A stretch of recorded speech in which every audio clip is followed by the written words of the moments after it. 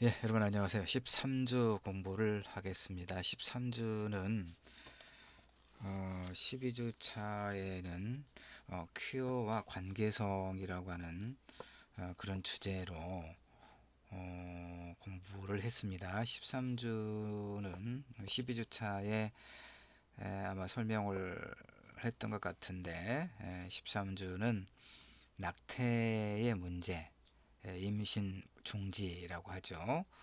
이 낙태가 그러니까 낙태죄에 관한 음, 문제들을 우리가 생각해 보려고 해요, 같이.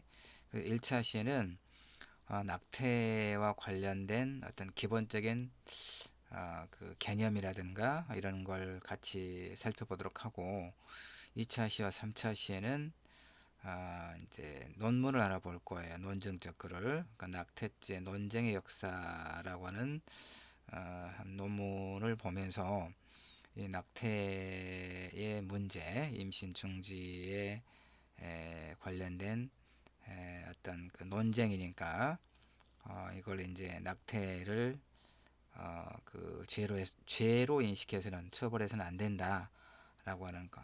여성의 어떤 그 자기 몸에 대한 자기 결정권의 문제에서 접근하는 방식과 함께 그 생명권의 박탈이라고 하는 그런 이제 문제, 그런 관점에서 낙태를 합법화해서는 안 된다라고 하는 이런 이제 의견이 있겠죠. 그래서 2차 시와 3차 시는 소위 낙태죄 논쟁의 역사를 한번 살펴보면서 주장하는 내용과 각각의 어떤 근거들, 그래서 어떻게 해서 전체 이제 글에 어떤 설득력을 높이고 있는가 하는 글의 구성의 문제도 보면서 이 문제와 관련돼서 우리가 이제 우리 수업을 듣는 친구들이 다 젊은 친구들이니까, 학생들이니까, 20대 청년들이니까 이게 나무 일이 아니죠. 바로 자기 자신의 문제일 수 있어요. 그래서 좀 폭넓게, 피상적인 게 아니라 좀 깊이 있게 살펴보는 그런 시간으로 갖고자 합니다. 그래서 13주는 낙태의 문제를 전체적으로 본다고 했습니다. 1차 시는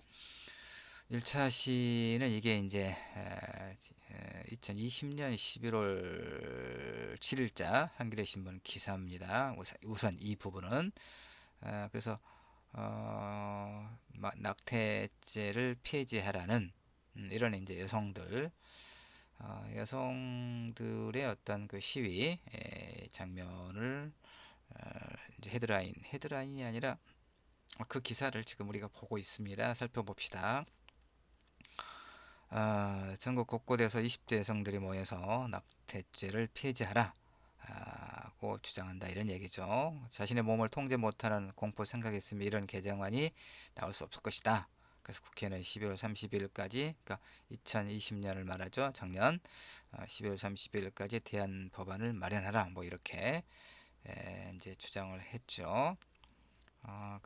근데 이제 그 정부가 그 조금 이따 보긴 하겠습니다만은 이게 이제 그러니까 여성들을 중심으로 여성들, 그다음에 여성 진보적인 여성들도 뭐 그 그러니까 내가 그 자주 하는 이야기지만 남성이라고 그래서 어떤 문제에 대해서 거의 모든 남성이 어떤 그런 문제를 뭐 지지하거나 그러진 않겠죠. 여성도 마찬가지입니다. 그러니까 페미니즘은 여성주의적 관점인데, 그러니까 여성이라고 해서 페미니즘을 다 지지하거나 그런 건 또 아니겠죠. 그러니까 그러나 이제 대체로 이렇게 봐야 될 텐데, 어쨌든 대체로 여성들이, 그다음에 또 진보적인 이제 여성 단체들에서 낙태죄를 폐지하라 이렇게 주장을 하죠. 자, 그래서 160만 명이 서명을 했나 보죠. 낙태죄 폐지를 관련해서 그런 입법을 이제 촉구하는 거죠. 정부와 국회. 자, 봅시다. 낙태죄 폐지 전국 대학생 공동행동 회원들이 7일이니까 2020년 11월 7일인 거죠. 작년에. 그래서 서울 영등포구 영등포역 앞에서 연 낙태죄 마침표 집회에서 이은정 여성당 서울시당 공동위원장이 정부의 주수 제한 입법 예고안의 완전 철회와 낙태죄 완전 폐지를 촉구하고 있다 이런 얘기죠. 주수 제한 그러니까 뭐 8주차까지는 뭐 이제 낙태를 할 수 있다. 이것에서 조금 더 뭐 12주 이렇게 이제 조금 늘린 거죠. 여성들의 요구를 일부 반영을 해서. 그러나 낙태죄의 전면 철폐를 주장하는 쪽은 만족시키지 못하는 이제 법안이어서 이런 반발을 불러오는 거죠. 근데 이제 정부는 또 특히 이제 그 종교계, 특히 기독교나 천주교, 불교도 일부 그럴 거고, 하여튼 이런 그 교회들의 완강한 어떤 저항이 있죠. 낙태죄는 그다음에 뭐 그 영향을 많이 받고 있는 국회의원들도 뭐 누구누구 실명을 거론하기는 마땅치 않지만 낙태죄를 폐지하는 것은 뭐 생명을 박탈하는 그러니까 뭐 살인을 허용하는 것과 같다 이런 좀 확대 과잉의 어떤 주장을 하는 경우가 있거든요. 자, 하여튼 우리는 이제 공부니까 양쪽의 어떤 그 논거들을 잘 살펴보면서 각자 우리가 판단해 보도록 합시다. 이 공부를 통해서 우리는 낙태죄 문제에 대해서 깊이 있게 이해를 하고 그 다음에 이 문제와 관련해서 토론을 하거나 글을 쓰거나 또 자연스럽게 자신의 의견을 밝힐 기회가 있을 때 낙태죄가 가지고 있는 문제가 무엇이고 왜 이걸 폐지해야 마땅한가 아니면 이것이 어떻게 이제 이런 일정하게 유지되는 게 필요한가에 대해서 각각 논리적으로 우리가 말할 수 있고 글을 쓸 수 있는 그런 어, 그 지식인이 돼야 되겠다. 그다음에 또 실제적으로는 이제 이런 문제와 관련해서 어떤 선택을 우리가 해야 될 경우가 있을 수 있잖아요. 그랬을 때 어떻게 하면 지혜롭게 선택을 할 수 있는가와 관련해서 유용한 공부가 될 수 있을 것이다. 이렇게 생각을 합니다. 자, 일단 13주 1차 시에서는 낙태죄와 관련된 기본적인 개념과 논의들을 살피고 있는 거죠. 자, 이렇게 시위가 있었다. 기사입니다. 그 다음에 이제 보면 낙태죄를 개정하지 말고 완전히 폐지하라. 이렇게 그 이제 이런 시위를 했고 그 다음에 이들을 둘러싼 경찰의 질서유지선에는 위험한 낙태를 의미하는 검은 철제 옷걸이 수십여 개가 걸려 있고 옷걸이에는 낙태죄 폐지에 찬성하는 그런 서명에 동참한 천여 명의 이름표도 붙어 있군요. 낙태죄를 존치하는 정부 입법 예고안 반대를 위해 전국 곳곳에 모인 20대 여성들이 목소리를 높였다. 아, 굉장히 긍정적이에요. 그 낙태죄에 대해서 일정하게 유지해야 되는가, 완전히 폐지해야 되는가와 이제 그것을 넘어서서 자신들의 어떤 그 입장들을 이렇게 평화롭게 평화로운 어떤 그러니까 서명을 하고 그다음에 이제 이런 기자회견이나 시위 평화 시위를 통해서 자신들의 생각을 밝히는 것이 굉장히 중요하죠. 이런 능동적인 어떤 그 자기 의사를 표현하는 이런 건 매우 바람직하다 이렇게 생각을 합니다. 자, 그 관련된 기사입니다. 계속해서 영등포역 인근에서 160만인의 선언 낙태죄 폐지 전국 대학생 공동행동이 정부의 임신 중지 관련 임신 중지 우리가 이제 그 관습적으로 낙태 이렇게 낙태라고 오랫동안 써왔기 때문에 그렇긴 합니다만은 여성 단체들은 이제 낙태라기보다는 임신 중지 이렇게 그 용어를 사용하죠. 우리는 수업에서 이제 혼용해서 쓸 겁니다. 하여튼 정부의 임신 중지 관련 형법 및 모자보건법 개정 입법 예고안을 처리하라 이런 시위를 열었다 이런 얘기입니다. 그래서 160만인의 선언이라고 하는 게 대략적으로 한국 여성 20세에서 24세 인구수가 160만 정도 되는 모양이군요. 여러분들이 우리 수업을 듣는 친구들이 지금 이 연령대겠는데 연령대의 여성들은 대체로 어떻습니까? 내가 실제 대면 수업에서 이제 그 토론을 좀 해요. 내 수업에서는 늘 그래서 우리 학생들을 이렇게 이 주제도 가지고 토론을 좀 해보는데, 뭐 여성들은 대체로 그다음에 논증적 글쓰기 과제도 보면 대체로 이제 낙태죄, 그러니까 임신 중지를 이제 찬성하는, 낙태죄를 폐지하도록 하는 데 대해서 찬성하는 경우가 좀 많더라고요. 예.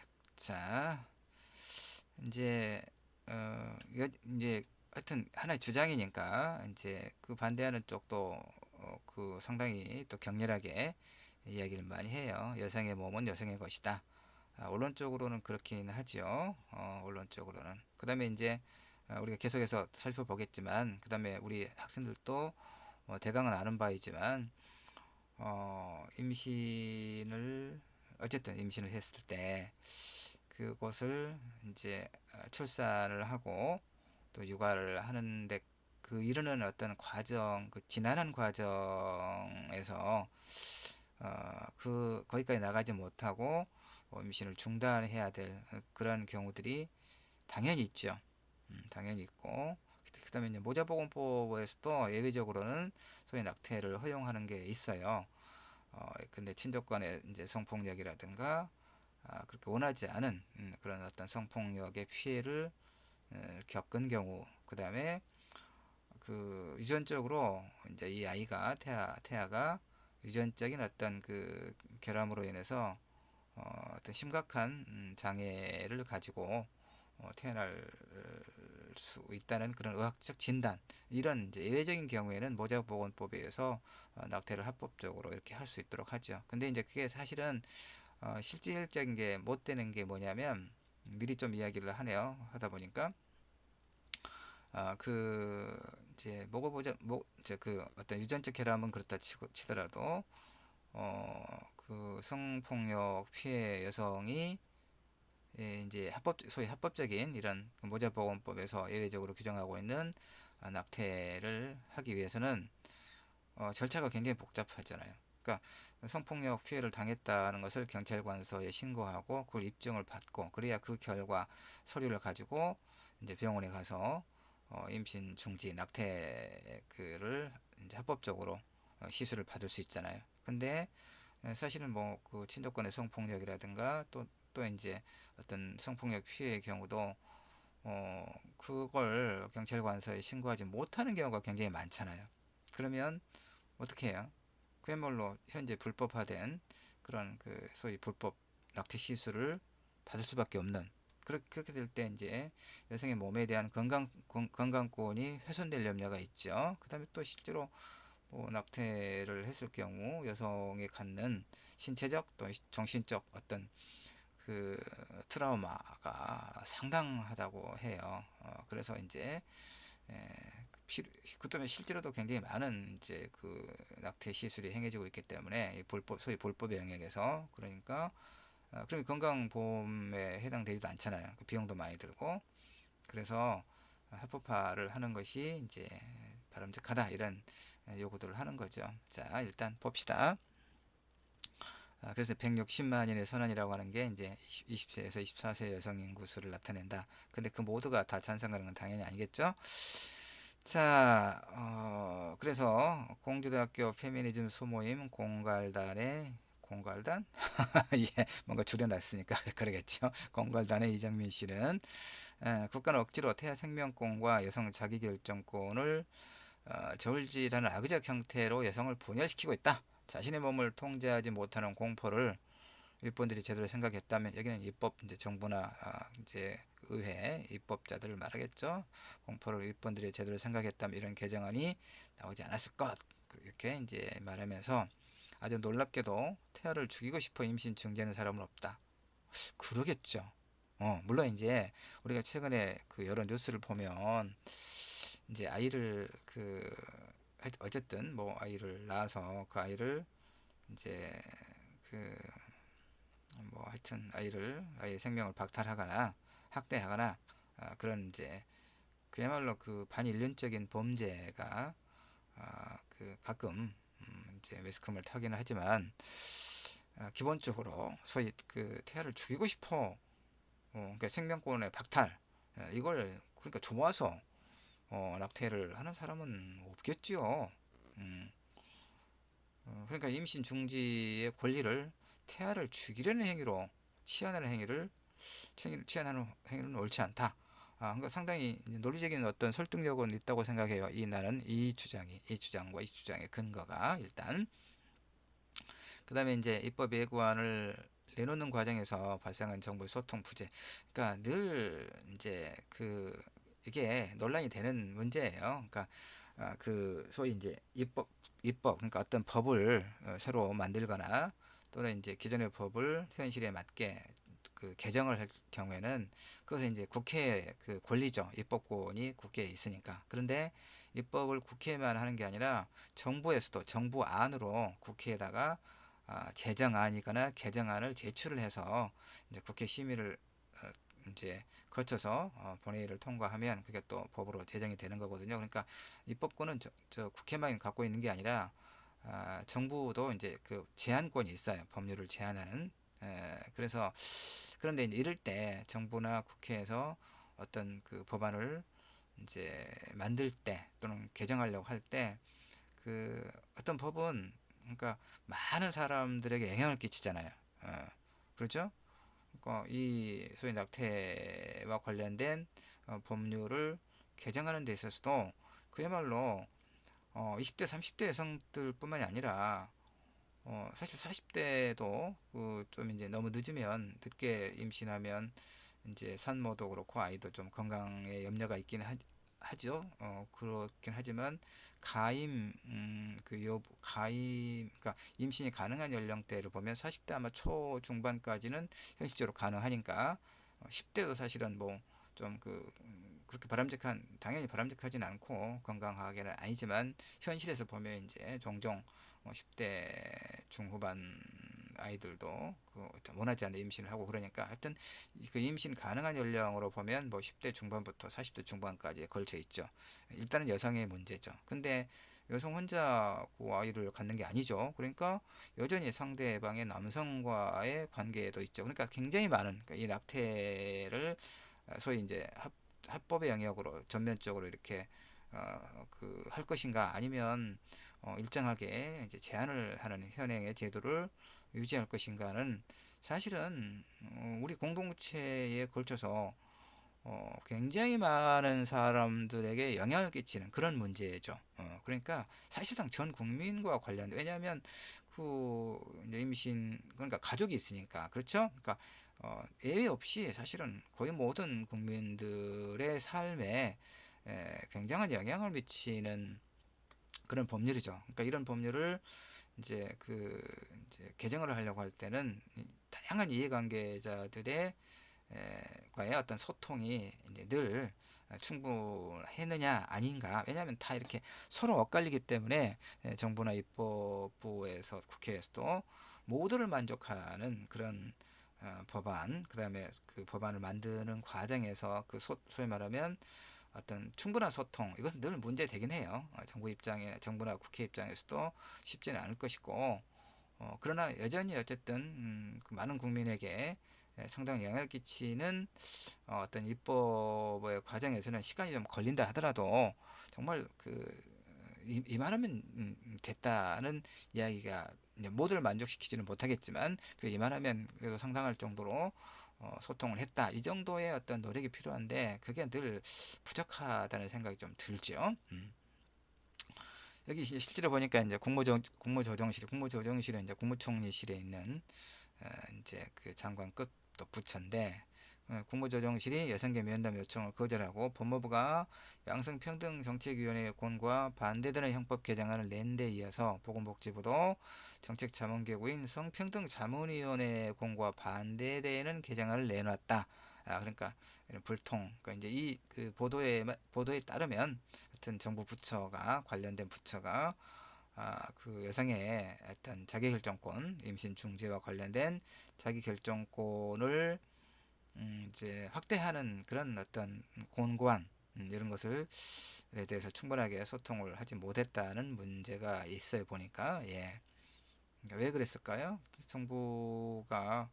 정부도 국회도 이를테면 소위 말하면 여론, 그러니까 이 낙태죄를 폐지해야 된다고 하는 여성계의 여론보다는 낙태죄가 유지돼야 한다고 주장하는 소위 이제 뭐 어떤 종교계라든가 뭐 일부 학계라든가 이런 쪽의 여론이 이제 더 실제적으로 정부와 국회에 더 영향을 끼쳤다고 볼 수밖에 없겠죠. 예.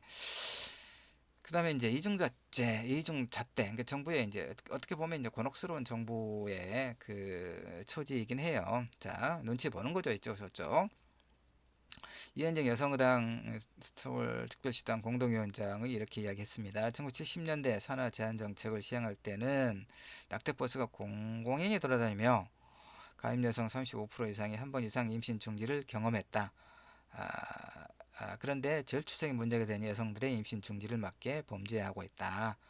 면서 자신을 페미니스트라고 소개한 대통령이 낙태죄 유지가 성평등이라 생각하는 거냐고 말했다. 참 대통령 하기가 어려워요. 엄청나게 많은 모든 쟁점이 결국은 대통령에게 당신 어떻게 생각하느냐라고 대통령의 화살에 돌아가는 이제 대통령 중심적 국가이기 때문에 또 어쩔 수 없는 측면이 있습니다만, 자 봅시다. 이건 여러분이 그러니까 70년대 나도 소위 베이비 세대입니다. 전쟁 그 이후에, 한국 전쟁 이후에 이제 그 되면 그 아이들을 많이 낳는 그런 시대에 태어났거든요. 그러니까 60년대 이제 경제 개발 단계, 70년대 유신 독재죠. 그때 오면은 이제 그 인구가 일테면 너무 많은 그 이제 뭐 한 집에 여러 명 나니까 인구가 적절히 통제될 게 필요했다는 얘기예요. 그래서 그때는 뭐 그 이제 그때도 뭐 아들 딸 구별 없이 이런 구호가 있었습니다. 아들 딸 구별 없이 둘만 낳아 잘 기르자 뭐 이런 거. 나중에는 또 한 명만 또 낳도록 강조하는, 이렇게 이제 인구를 적절하게 통제하기 위해서 인구 정책이 굉장히 중요하거든요. 그래서 산하 제한 정책을 한때 실시했어요.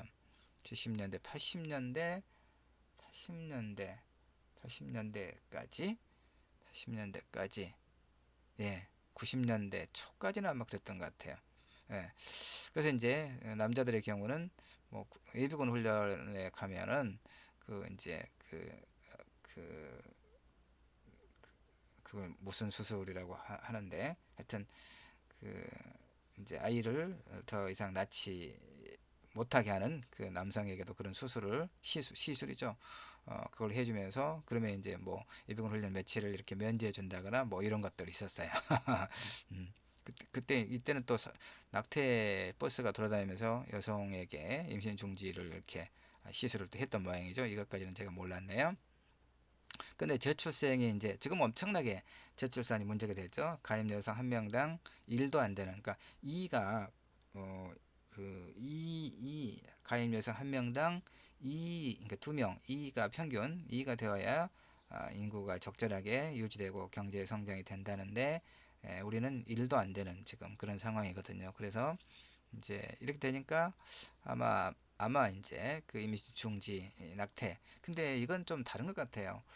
그 낙태를 하지 않고 아이를 낳으면 그게 인구 정책에 그런 것이 반영됐을까 싶기는 합니다만은, 이것도 나는 좀 이런 이 부분은 과잉의 어떤 논리적 어떤 뭐랄까 어떤 과잉 적절한 용어가 생각나지 않습니다만은 이런 생각을 좀 하네요.